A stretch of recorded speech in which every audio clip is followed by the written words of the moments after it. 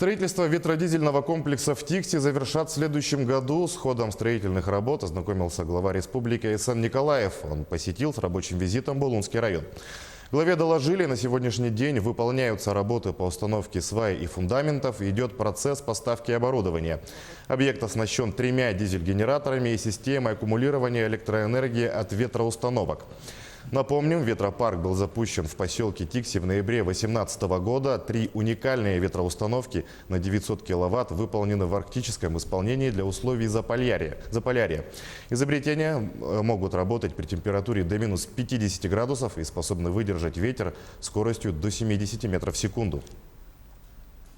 Мы видим, как проект уже выходит на практически завершающие стадии. В прошлом году были запущены ветряки, они проработали уже практически свыше года, без никаких нареканий.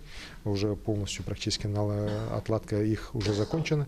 Сейчас уже началось строительство дизельной ее части, готов фундамент.